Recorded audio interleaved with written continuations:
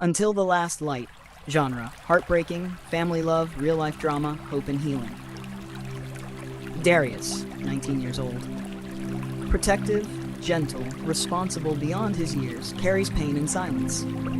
Sweet, innocent, full of dreams, but hiding a heavy illness. Prologue. The promise that changed. Darius? Yeah? M? If something ever happens to me, will you still talk to me in your heart? Always. It was a rainy Sunday afternoon, the kind of rain that tapped the window like a soft lullaby. Darius sat by the couch, holding a mug of tea, watching his little sister Emily draw stars on a piece of paper. He had just returned from his second part-time job, his hands aching and blistered, but he didn't show it. The truth? They had no parents. They were gone, lost in a car crash 8 years ago. Since then, Darius became a father, a brother, a teacher, and a best friend. Emily never knew the full weight he carried. All she knew was that her brother was her everything. Chapter 1. A quiet life of love and routine. Their days were simple. Darius would wake her up, cook her a simple breakfast, rice and eggs, or sometimes just toast. He'd walk her to school, kiss her forehead, and remind her, "If anyone bullies you, tell them your brother is 6 feet of trouble." She'd laugh. 6 feet of sleepy trouble, more like. At night, they'd sit by the window and watch the stars. Emily loved the stars. She said they reminded her of their parents. One evening, Emily asked, "Do you ever feel lonely?" Darius paused, then gently said, "Not when you're around." Chapter 2. When the light begins to fade. Then came the change. Emily began sleeping more. Her smile seemed a little weaker. One day in school, she collapsed. The hospital felt like a different universe. White walls, cold air, machines beeping, doctors whispering. Diagnosis: acute myeloid leukemia, late stage, dangerous, unpredictable. Darius's hands trembled as he held the report. No, she's just tired. She's just tired. He ran out of money quickly. He dropped out of college. He took overnight jobs. He borrowed. He begged. He stopped buying meals for himself. The nurses noticed how thin he was getting, but his eyes never left Emily. Even when she lost her hair from chemo, Darius told her she looked like a warrior. "You're stronger than a superhero," he whispered. "Promise?" "I'd bet the stars on it." Chapter 3. The Last Birthday. Emily's 13th birthday was coming up. Darius planned everything, even though they couldn't afford much. He borrowed string lights and stuck paper stars to the hospital ceiling. He used paper straws to make a mini constellation, and when she opened her eyes and saw it, she cried. "It looks like the sky, thank you, Darius." He kissed her forehead. "You've always deserved the stars." She gave him a gift too, a folded paper with her handwriting. "To my big brother, if you're reading this and I'm not there, don't stop living. I want you to chase your dreams, fall in love, be free. I'll be cheering from heaven. I'll be the brightest star." Chapter 4. The night the sky broke. Then came the final night. The machines beeped slower. Emily was weak, her voice barely a whisper. "Darius, it's okay." No, don't go, Emily. Please. "You've always protected me. Now I'll protect you from above." She smiled one last time. And just like that, she was gone. The rain outside turned violent. Darius held her body like she was still breathing. The nurses tried to pull him away, but he begged. "Just a few more seconds, please." Chapter 5. The Sad Good Ending. The funeral was small. Just him and her favorite teacher. No one else. Darius disappeared for months. He slept in the room they used to share. He kept her pillow next to his heart. He couldn't touch her drawings. He couldn't eat the cereal she loved. He cried silently every night, whispering, "I failed you." But one day the stars shined extra bright. He opened her final note. On the back, she drew 2 stick figures, one holding the other's hand, surrounded by stars. She wrote, "We are forever." Darius took a deep breath, and he stood up. He cut his hair, wore her favorite color, applied for nursing school. He started volunteering at the hospital, especially for kids with cancer. He'd tell them stories of a brave girl named Emily who loved stars. Every night before sleep, he'd look out the window and whisper, "Good night, Em. I hope you're dancing in the light." Years passed. Darius became a nurse, then a children's book author. He wrote a best-selling story called The Girl Who Loved Stars. At book readings, kids would ask, "Was she real?" and Darius would smile with teary eyes. She was my whole world, and in every star that shined, in every child that laughed, and every life that he saved, Emily was right there. The years we lost, full story. An emotional 10-chapter story of love, loss, stolen years, and one final goodbye. Told by Ashlyn, chapters 1 and Darius, chapter 7. Chapter 1, The Night They Took Me. Ashlyn, infant memory. It was supposed to be a quiet night. My mother held me in her arms. My father stood by the window, and my big brother Darius, just 2 years old, was reaching out to hold my tiny hand. That's when the glass shattered. A woman screamed. A masked man barged in, pointing a gun at the nurse. The red-haired woman grabbed my mother and yanked me from her arms. "No!" my mother cried. "Ashlyn!" Darius screamed. Gunshots rang out. The nurse fell. My father tried to fight back, but the masked man pistol-whipped him. They grabbed me, ran, out the door, into the night. The police chased them, but lost them in the woods. And just like that, I was gone. Chapter 2, The Woman Who Lied. Ashlyn, age 5 to 10. She called herself Cassandra. She wasn't loving. She gave me food, clothes, shelter, but never warmth. "You were abandoned," she said coldly. "We took you in. You're lucky to be alive." There were no birthdays, no bedtime stories, just strict rules, harsh punishments, and a man named Jace who rarely spoke, just watched me from the hallway with hollow eyes. Sometimes I dreamed of a boy with brown eyes. He was always calling my name. "Ashlyn, come home." I didn't understand it yet. But that boy was my brother. Chapter 3. Trapped in her house and her lies. Ashlyn, age 11 to 13. I was finally allowed outside. Public school. A fake ID. A fake name. Ashley Jensen. But nothing about me ever felt real. In art class, we were told to draw our family. Everyone drew their moms and dads. I drew a boy, holding my hand, smiling. "Is that your brother?" a girl asked. I didn't know how to explain, but I always felt he was real. Chapter 4, The Missing Poster That Was Me. Ashlyn, age 16. I found the truth in a dusty attic box. A birth bracelet. Ashlyn Grace Tan. A printed newspaper clipping. Infant kidnapped from Singapore General. A crying woman holding a baby. A tiny boy sobbing behind her. We just want our daughter back. I couldn't breathe. I ran away, turned myself into the police, told them everything. 3 days later, your family is alive. They never stopped looking. Chapter 5, The Brother I Always Dreamed About. They opened the door, and there he was. Darius, 18 now, tall, teary-eyed, trembling. He ran to me. "Ashlyn, I never gave up, not once." He pulled out a necklace, a tiny star pendant. He had it made when he was 12. I told myself, if I ever saw you again, I'd give you this. But I froze. I didn't know how to love. I didn't know how to hug back, because love was something I had never been taught. Chapter 6, Finally feeling like home, then it ripped away.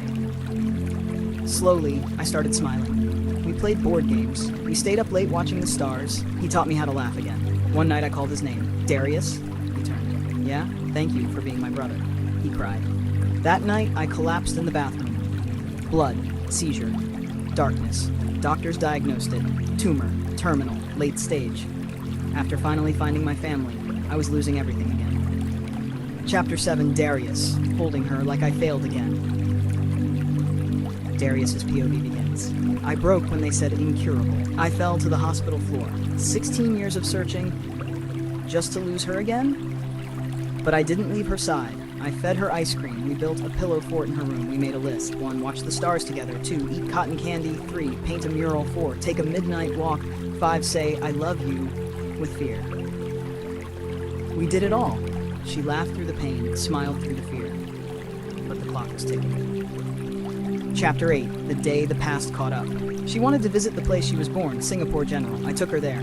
We walked past the ward. She smiled weakly. I wonder if my cries echoed through these halls. Suddenly, gunshots. 2 masked figures, Cassandra, Jace. They had returned, armed, desperate. She's ours, Cassandra screamed. You stole her from us. Aiming for me. Ashlyn stepped in front of me. A gunshot echoed. She collapsed. Ashlyn. She bled in my arms. Hands cold, eyes fluttering. You were always my real brother. Her voice faded. Sirens arrived. Police swarmed. Cassandra and Jace were arrested. For kidnapping. For murder. for everything. Chapter 9, Justice in an Empty Room. The courtroom was packed. I testified. They were sentenced to life. No parole. Justice, finally. But I returned home to an empty room, her necklace on the table, her star drawings on the walls. I still talk to her sometimes, sit by her grave. You saved me, even when I was supposed to protect you. Chapter 10. The final letter she left me. Weeks after the funeral, I found it. A letter in her desk drawer. Dear Darius, if you're reading this, it means I'm not there anymore. But don't carry sadness forever. I had 6 beautiful months of real love, and that's more than I ever had in 16 years. Thank you for never giving up on me. You were the brother I dreamed of every night in that dark house. If there is another life, I want to be your little sister again. I cried for hours, and then I looked up at the stars and I whispered, you still are. Final words. She was stolen at birth, raised in darkness, but found her light in the arms of her brother, and in the end, she saved him. She died in love. She died as Ashlyn Grace Tan, forever his sister, forever home. The boy who believed in Jesus Christ until miracles struck more than 35 times. A Christian emotional story of family, healing, brotherhood, and unshakable faith. Main characters. Darius Tan, older brother, protector, believer. Emma Tan, younger sister, pure heart, light of the family. Liam So, Darius's best friend, loyal, loving, secretly in love with Emma. Chapter 1. The Fire That Didn't Take Her. It was a quiet night when the house caught fire. Darius was only 7. Emma was 5. He woke to smoke, screams, heat. He found Emma trapped upstairs, coughing. As the flames swallowed the staircase, he whispered, Jesus, give me a path, I just need one. A moment later, the ceiling beam crashed down behind him, not in front. He carried Emma out through the back window. The firefighters said he shouldn't have made it, but he did. Miracle number 1. Chapter 2. Broken Father, Stronger Prayer. At age 10, their father left. No goodbye, just a slammed door and broken promises. Emma cried all night. Darius knelt beside her bed, whispering, he left, but God didn't. He started waking at 4 a.m. every morning just to pray. His only request? Don't let her heart turn cold. By Emma's birthday, she was smiling again, drawing angels, singing hymns. Miracle number 3. Chapter 3, Liam, the Unexpected Blessing. At 12, Darius was bullied badly. He had no branded shoes, no dad. One day, they locked him in the school storeroom. He cried, then prayed. An hour later, the door opened. Hey, are you okay? It was a quiet transfer student. From that day forward, Liam never left his side. Their friendship became iron. And Darius learned, miracles don't always shine. Sometimes, they knock quietly. Chapter 4, Emma's Storm. Emma struggled with anxiety and self-doubt at age 13. She hid it well until she didn't. She broke down during a class presentation. Darius left school early to hold her hand. You're not weak, he whispered. You're human, but God is strong in you. That night, she slept peacefully for the first time in weeks. Miracle number 7. Chapter 5, Liam's Secret Heart. Liam had been coming over for years. He always helped around the house, shared meals, laughed with Emma. But Darius noticed one thing. Liam always looked at Emma the same way Darius looked at heaven, with awe. Do you like her? Darius asked one evening. Liam looked away. I've liked her since I was 14, but I'd never break your trust. Darius smiled. He didn't say anything yet. He just prayed.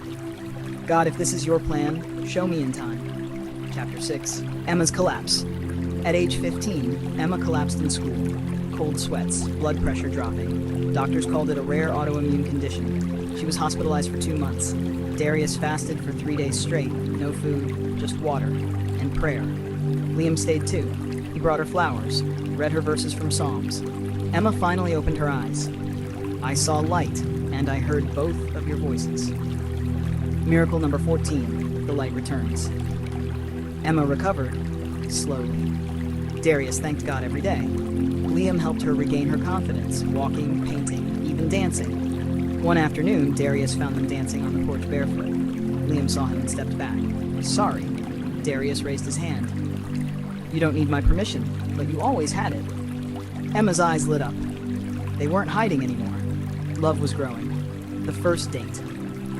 Emma and Liam took it slow. It wasn't about flowers or fancy dinners. Their first date was a picnic under the stars with Darius watching from the distance. Protective, yet peaceful. They prayed together, laughed like they were made for each other. "This is love, in the safest place it's ever been," Emma wrote in her journal. Miracle number 20. Chapter 9. Darius cracks. Darius was 18, working 3 jobs, carrying bills, school, family. One night he snapped. He screamed at God. "I believe in you, but I'm exhausted." Then silence. But the next morning he found an envelope in the mailbox. No name, just money. Enough for 2 months' rent. Inside was a note. "God sees you." Miracle number 25. Chapter 10. Liam's trial. Liam was in a motorcycle crash, but doctors feared he'd never walk properly again. Emma cried herself to sleep beside his hospital bed. Darius stayed the whole night, holding her hand. On the 14th day, Liam moved his leg. On the 21st, he stood up. By the 30th, he walked beside Emma down the hallway. Miracle number 29. Chapter 11. The proposal. 5 years into their love, Liam knelt down in the place they had their first picnic. Emma graced tan. "Will you walk with me forever?" Tears. Laughter. Joy. She said yes. Darius was the first person she hugged. "Thank you for loving me even before he did." Chapter 12. The wedding planning. Emma chose Darius as her second witness. Liam asked him to be best man. "You were my first friend, and you're the reason I found her." They prayed together before the wedding. 3 grown boys in tears in front of God. Chapter 13. The big day. The wedding was quiet. White flowers, psalms playing softly. Emma walked down the aisle with their mother on one arm and Darius on the other. Darius whispered, "You'll always be my little girl, but today you become someone's forever." Tears fell, but not of loss. Of joy. Chapter 14. Miracle number 36. After the wedding, Darius went to the mountaintop where he used to pray. He looked up at the stars. "I stopped counting miracles after 35, but maybe this is 36. Emma found him there. She hugged him tight. "You were the miracle for both of us." Chapter 15. He still believes. Years passed. Darius opened a family center for kids without fathers. He wrote a book about faith and miracles. Emma and Liam had a daughter. They named her Daria Grace. Darius cried, and as he held the baby, he whispered, "I still believe. I always will." Final message. This was a story of pain, of pressure, of carrying others when your own heart was breaking, but also of love, miracles, and unshakable faith. Darius didn't get every answer, but he got something better. He saw God in every moment. And that was the miracle.